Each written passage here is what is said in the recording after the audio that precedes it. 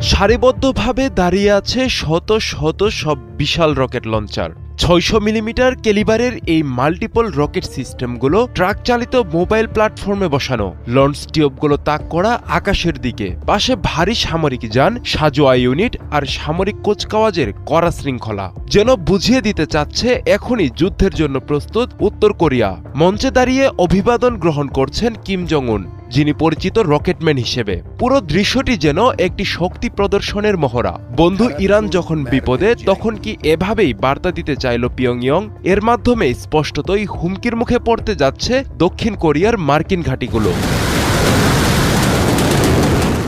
কিমের অস্ত্রভাণ্ডারকে সমৃদ্ধ করছে এই ৬০০ millimetre multiple rocket launcher system, যা পারমাণবিক ওভারহেড বহনে সক্ষম। কিম এটিকে কৌশলগত মিশন সম্পন্ন করার উপযোগী বলে বর্ণনা করেছেন। মূলত পারমাণবিক সক্ষমতারই ইঙ্গিত দিয়েছেন তিনি। এই অস্ত্র স্বল্প থেকে মধ্যম পাল্লার নির্ভুল আঘাত হানতে পারে, মোবাইল প্ল্যাটফর্মে স্থাপন হওয়ায় সহজেই স্থান পরিবর্তনযোগ্য।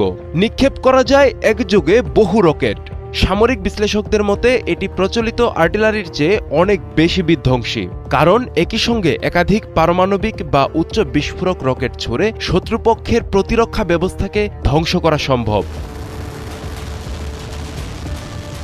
নতুন রকেট লঞ্চারগুলোকে প্রতিরক্ষামূলক অস্ত্র বলা হলেও বাস্তবে এগুলো উত্তর কোরিয়ার আক্রমণাত্মক সক্ষমতাকে অনেক গুণ বাড়িয়েছে। এর ফলে সরাসরি হুমকির মুখে পড়তে যাচ্ছে দক্ষিণ কোরিয়ার রাজধানী সিওল। দক্ষিণ কোরিয়ার মার্কিন ঘাঁটিগুলোও থাকবে ঝুঁকির মুখে।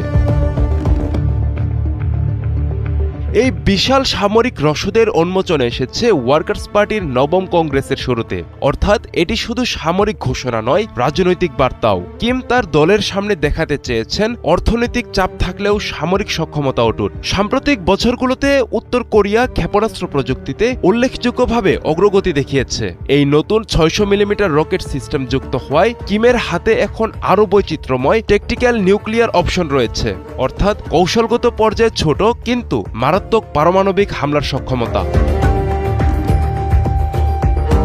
সারিবদ্ধ শত শত রকেট লঞ্চার আর পারমাণবিক সক্ষমতার ঘোষণা দিয়ে কিম জং উন জানান দিলেন, উত্তর কোরিয়া আর কেবল প্রতিরোধে নয়, প্রয়োজনে তাৎক্ষণিক ও বিধ্বংসী জবাব দিতে প্রস্তুত। কোরীয় উপদ্বীপে শান্তির ভারসাম্য এখন আরও নাজুক, আর কিম আগের যে কোনো সময়ের চেয়ে অনেক বেশি শক্ত অবস্থানে। আব্দুল্লাহ আল মারুফ, ৭১।